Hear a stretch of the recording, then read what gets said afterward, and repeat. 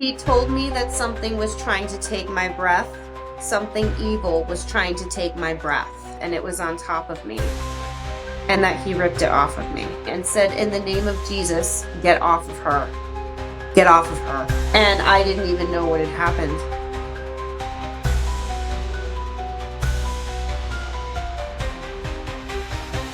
Don't forget to like, comment, and subscribe to keep us bringing you terrifying paranormal content. Vicki Lubier was excited to enter the next phase of her life, but she never could have imagined the paranormal nightmare she was about to encounter. When I first moved into my apartment, I was so excited because I was finally living on my own, without roommates, without my parents. I was living in my own place on my own. So this space was only for me. Vicki wasn't the only one in the place, and the spirits soon started making themselves known. I would wake up in the morning and I would hear, it sounds like a little girl whispering in my ear, and it would say things to me like, "We love you, Miss Vicki." Some of the spirits in the apartment start having a more direct impact on the space. I was sitting in my living room one day, and on the other side of the wall was my bedroom. And in my bedroom, I had a lamp that was sitting on top of a bookshelf, and I didn't use the lamp for anything.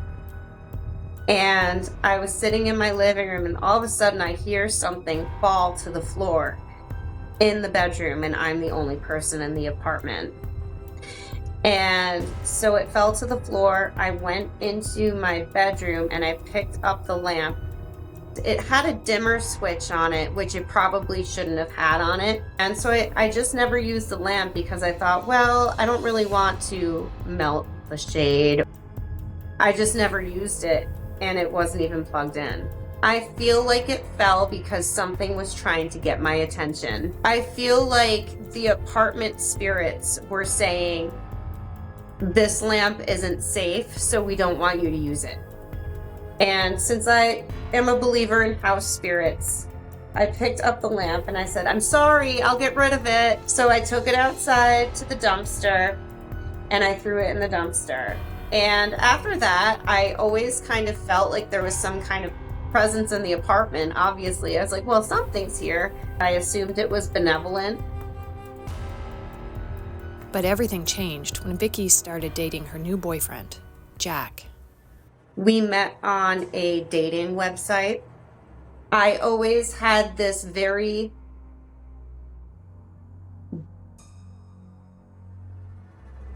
magnetic pull to Jack. And I didn't know why I felt like I needed to be near him. I always felt like he was depressed and like I could help him to heal or to get better. I would always go to Jack's house, and Jack was in a unfavorable living situation. So after 2 years of dating, I asked Jack if he wanted to move in with me. After he moved in, objects started being knocked over left and right. I mean, it went on for months.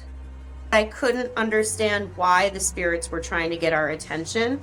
I also feel like the energy changed because there was unrest in the home after he moved in. When that happened, I felt like I was cursed. Maybe it was a curse that he moved in. Maybe it wasn't a good idea that he moved in. I called my teacher, my psychic teacher, and I said, "What do I do with all of these? We have a ghost.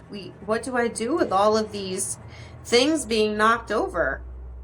She said to me that the ghost that was knocking over items in my apartment was a mischievous little boy. And she said, "Tell the spirit to go to the light." As the paranormal activity increased, Jack decided not to follow Vicki's teacher's advice.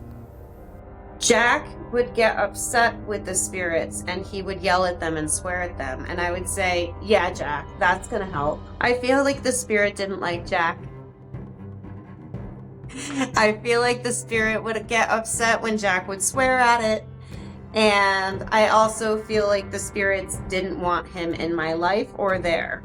And I would always say, go to the light. And it just never worked to just say, go to the light to these spirits. I feel like initially when I told the spirit to go to the light, the spirit was afraid, since the spirit was a little boy.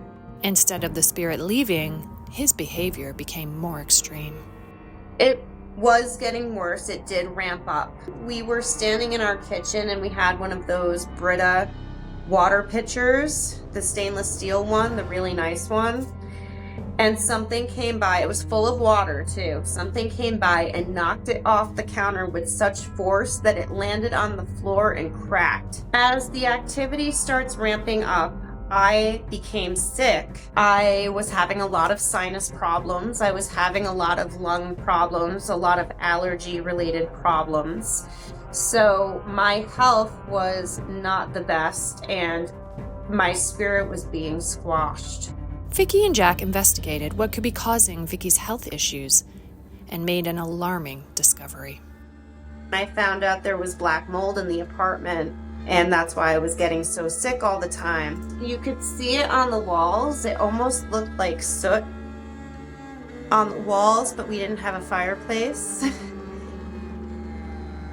And when we figured out it was mold and that the pipes were sweating, we figured that out because I think it was on our windows too, growing on the inside of our windows. It felt awful. It felt awful living in a home that had black mold in it. It feels awful not being able to breathe and having to do several nebulizer treatments per day. With the issues at the apartment building piling up, Vicki and Jack decided it was time to move out. It was really stressful. It was probably one of the most stressful times of my life. I was very sick. Jack and I weren't speaking well to each other. We were dealing with this spirit that was running amok in our home. The spirit did get more aggressive as time went on, especially as we were about to move. One late night, right before we moved out of the apartment, the ghost was being active. It moved Jack's hooded sweatshirt, which was draped over the back of a chair. And when it did that, I saw a shadow on the floor as if someone was running. So Jack was really open to spirit, and he could see the spirit, and he described the spirit to me as a little boy with dark hair. He said he saw the little boy reach out to bat at his sweatshirt, and he almost heard him laugh. I feel like the spirits knew we were moving out when the hoodie incident happened because our apartment was all packed up. We were only a couple of weeks from moving out. I started talking to the little boy. I said, if you go to the light, your mother will be there, God will be there, the angels will be there, and it will be better than here. I told the boy, you don't want to stay here. We don't even want to stay here. We're moving out.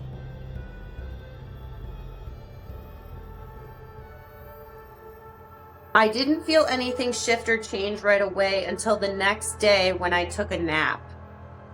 And I had a dream. And in the dream, there was a woman sitting in a waiting room with a little boy on her lap with dark hair. I felt like that dream was telling me something to do with closure. I also feel like that dream was the little boy sitting on his mother's lap in the waiting room. If you understand that, the waiting room that we go to after we pass away. In the dream, I didn't see her face. She was just sitting with him on her lap. And I knew after I had the dream that they had been reunited. I'm glad that the little boy is free now. That he's with his mom. That he's where he needs to be. After that dream, I did feel like the energy in the space had changed, but it felt more intense to me. The night that we moved out, I was really tired. I was really sleep deprived, and I was still recovering from being sick and being stressed out. I went to bed maybe around midnight, and Jack stayed up to continue packing our things. I woke up maybe an hour or two later to Jack on top of me, shaking me and saying, "Vicki, Vicki, wake up, wake up." And I didn't even know what had happened. And he said, "Are you okay?" And I said, "Yeah, I'm okay." I felt like nothing had even happened. He told me that something was trying to take my breath. Something evil was trying to take my breath, and it was on top of me. And that he ripped it off of me and said, "In the name of Jesus, get off of her. Get off of her." And he was really concerned. And I didn't even know what had happened. I knew for sure that the spirit trying to take my breath was not the little boy. But I did question who it was or what it was. I thought maybe it was a demonic entity or something like that.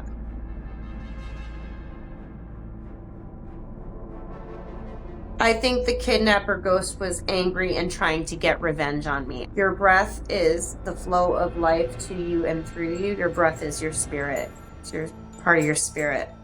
So if they're trying to take my breath, they're trying to take my spirit. I'm not sure what would have happened if Jack hadn't intervened. I'm honestly not sure.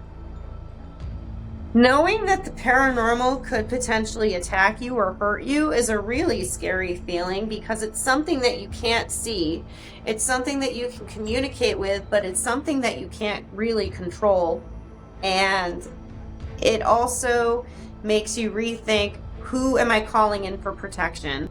Vicki and Jack fled the apartment, but even at their new home, Vicki couldn't forget the trauma of the attack. I feel like I was shocked, but also terrified. I did have bad dreams after the initial incident, but I also felt like I couldn't sleep. I felt like I was hyper vigilant all the time because I felt like there was something that I couldn't see that was trying to hurt me. Because what if Jack isn't awake and I almost lose my breath again? It felt like I was in a scary movie. Desperate and terrified, Vicki knew she needed help. I called my teacher. She's also a Holy Fire Reiki practitioner. It's very high level Reiki that can release spirits, it can release attachments, it also increases your intuition. And she said, "We can do a spirit release on you." So I went to her house 2 weeks later, and she did a spirit release on me to release any spiritual attachments. When I showed up at her house, she opened the door. She had been tuning in, and she told me that the ghost that tried to take my breath was holding the little boy ghost captive in that space. He was basically a kidnapper holding this little boy captive. My teacher didn't tell me why she thought the kidnapper came after me. However, I took a walk with my cousin a month or so later, and I told her what had happened. And my cousin said, "You released the little boy spirit, so the kidnapper was angry at you and wanted revenge on you." Then Vicki made a horrifying discovery. I ran into my former neighbor who had lived in that haunted building since the 1970s. I said to my former neighbor, "You know, that building's haunted." And when I told her that, she said, "Louis Lent lived in that building in the 1970s. Louis Lent is a man who killed children through the 80s and 90s in upstate New York and Massachusetts. He left a little boy hanging from a tree. And I know that he was involved in the murder of a girl who was around my age, and her name was Sarah. He's still in prison." Finding out that Louis Lent lived in the building made me think very differently about the little boy who was being held captive by the adult ghost. And I felt like maybe Louis Lent was attracted to that building because that energy was already there, or Maybe that energy that was already there magnetized him to that building. The energy was sinister and evil. Vicki began studying the paranormal and discovered her own gifts as a medium. After my experience, I actually started taking psychic classes, and one of the first classes was on protection. I started learning how to visualize a sphere around me of white light. I also learned about which angels to call in for protection. Today, Vicki uses her gifts to help others.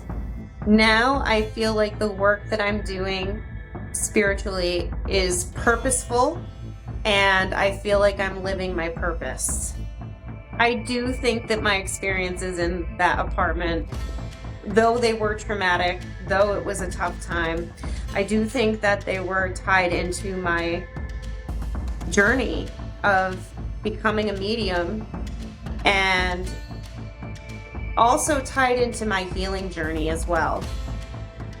Vicki hopes others take away a message about sinister paranormal entities. They might try to hurt you, but they can't break your spirit. Thank you so much to Vicki for your amazing story. Next week, you'll hear a cautionary paranormal survivor tale about what can happen when you start dabbling in the darkness and the terror comes for your family. And remember, you're not alone. You never were.